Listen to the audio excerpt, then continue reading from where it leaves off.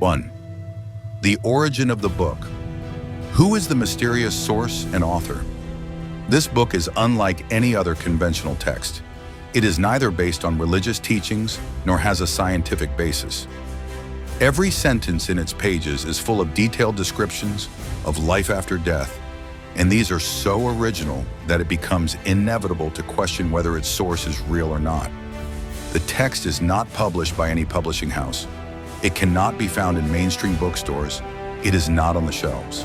It only circulates secretly in PDF format in certain digital communities. It is not known exactly when the book first appeared. However, it has been mentioned in various forums and occult circles since the early 2010s. The identity of the author has never been revealed. The introduction of the book contains only the following sentence. These lines are written by someone who left the body and returned. This claim is remarkable in itself because every detail in the book is narrated by the author as if it had been experienced firsthand. The separation of the soul from the body, transition to different dimensions, experiences perceived by consciousness, all of these are written in a much deeper and more serious language than an ordinary fiction text. The author seems to have neither aimed for popularity nor to have acted with any expectation of income while writing his work. His narrative is quite simple. The words are not flashy, but the meaning it carries is intense. As the pages progress, the reader feels as if he is listening to a real experience. This further increases the mystery that develops around the book. The language of the book is simple but impressive. The sentences are short and striking.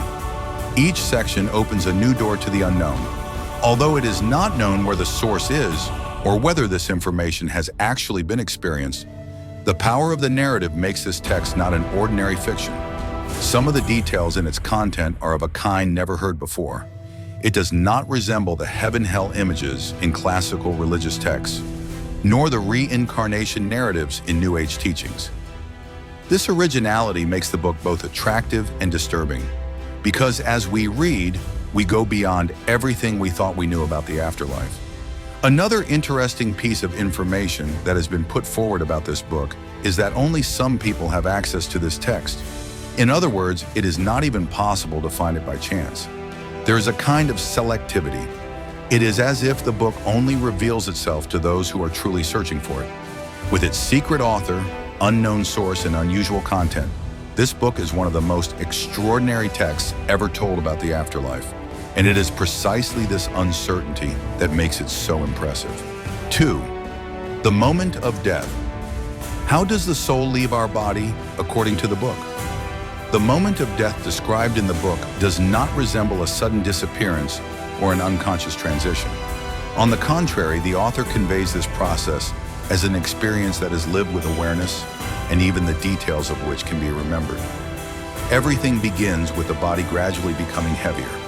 The author describes this feeling as the ties with the world gradually loosening. First, the perception of time changes. Seconds lengthen, and the sounds around us begin to become muffled. Then physical sensations such as heat, weight, and pain disappear. Only consciousness remains. At this very moment, a feeling of expansion occurs in the middle of the ribcage. This is not a physical, but a spiritual opening. And from this opening, a pull begins to emerge. The author describes this moment as the effect of an invisible force that is activated by an inner call. The soul leaves the body gently but resolutely. No panic or fear is felt during the separation. On the contrary, the author describes that moment as peaceful and free as I have ever felt in the world. For a few seconds, the soul can look down on its own body, the physical body lying on the ground, the people running around it, the events that are happening, all are still visually perceptible. In the meantime, the senses also change. Sounds are no longer heard with the ear, but with consciousness. Images are not reflected with the eye, but directly to the mind. The perception of time is completely eliminated. What seems like a second may have actually happened in a much longer or shorter period of time. When this transition process is complete, the physical world slowly begins to fade away. The soul is drawn towards a different plane of existence. But this drawing is not a mechanical movement. It is more like an inner orientation in response to an invitation. The destination is unknown, but the desire to go there is very strong. This process described in the book is far beyond the classical definitions of death. There is neither an absolute end nor a completely defined new beginning. Death, according to this text, is a transition, a conscious, gentle, but inevitable departure. According to the author, this is the moment when a person first fully feels their own existence. When the body's boundaries are removed, the essence of a person is revealed. Therefore, death is not something to be feared.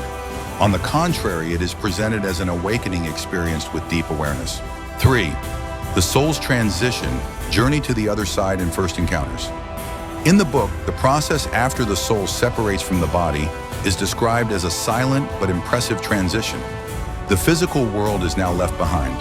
The soul begins to move on a plane that is completely foreign to it. However, this place is neither dark nor scary. In fact, the author describes it as an area that resembles nowhere else, but somehow feels familiar. First, one moves through a void where there are no physical shapes around. However, this void does not give a feeling of nothingness.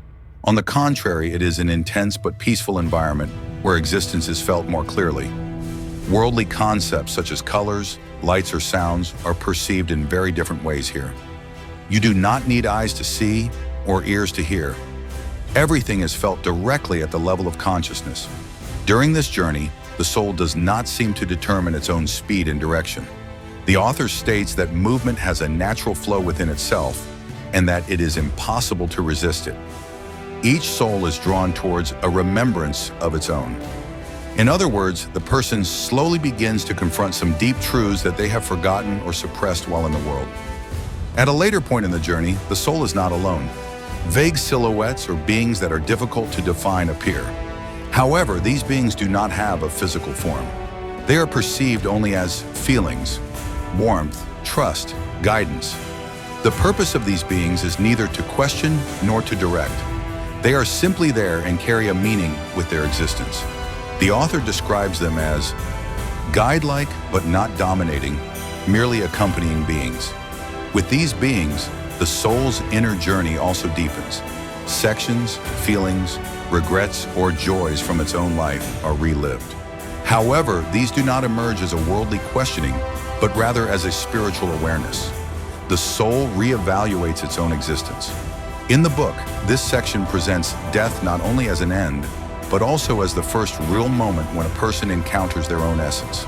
The emotions suppressed in the physical world, the confrontations avoided, gradually surface during this transition, and the soul begins to purify itself from these burdens. As the journey progresses, the environment begins to change.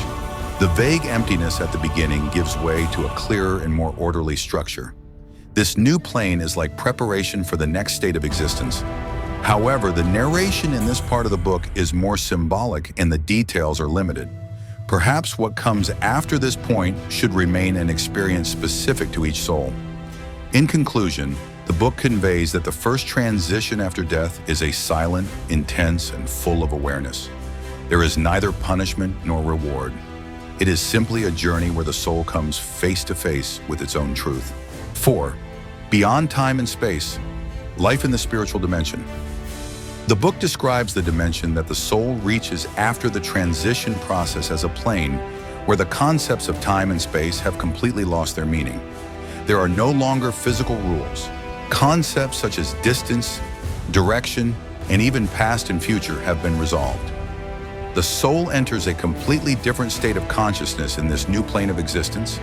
The author states that the present moment is the only reality in this dimension. What happened in the past or what will happen in the future is no longer dependent on the order of time. All experiences become a whole that can be felt at the same time.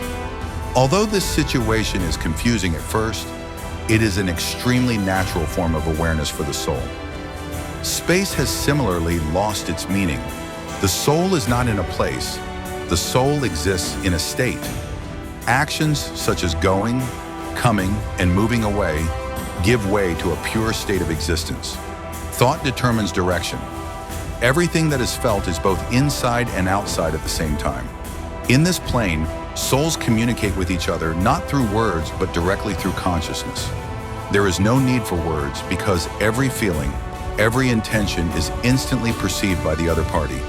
It is not possible to lie, hide, or conceal. Souls are completely transparent. Everything is as it is, naked and true.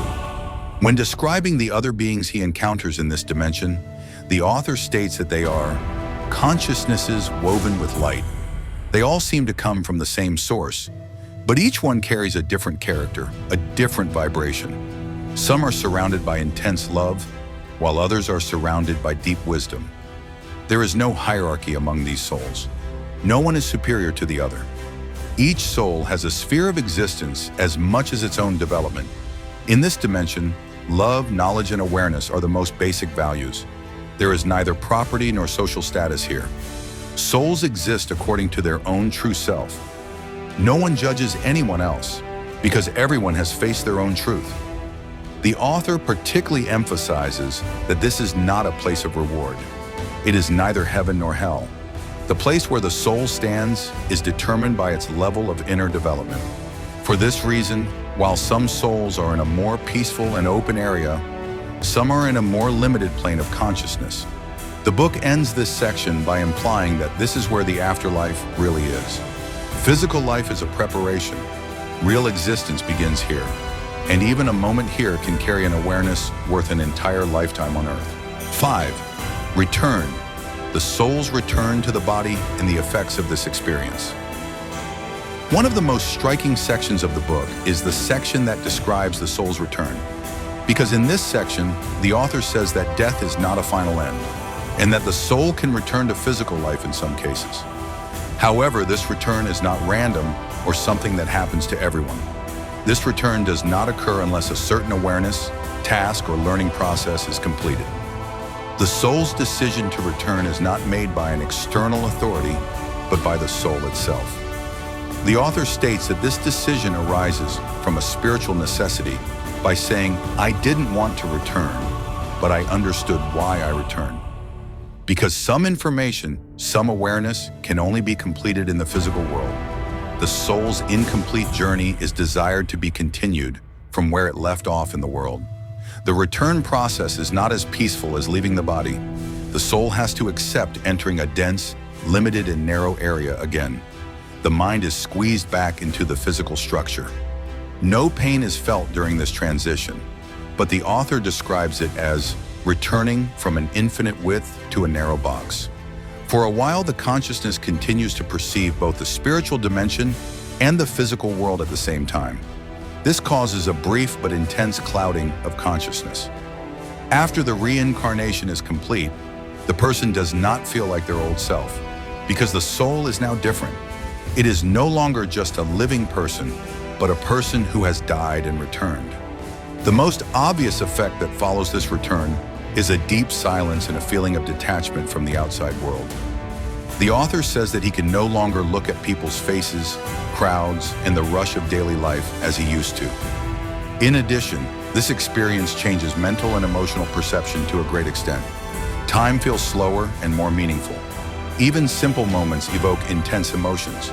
Most importantly, the fear of death completely disappears, because death is no longer an unknown end, but an experienced passage. The author concludes this section with the following sentence: I am back, but I am not the same person I used to be. I now know that there is a curtain behind everything I experience, and behind that curtain is another world that is real. With these words, the book tells us that life after death is not only a secret, but also a state of consciousness that can be returned to. And this return becomes an invitation to make every moment of life deeper, more careful, and more meaningful.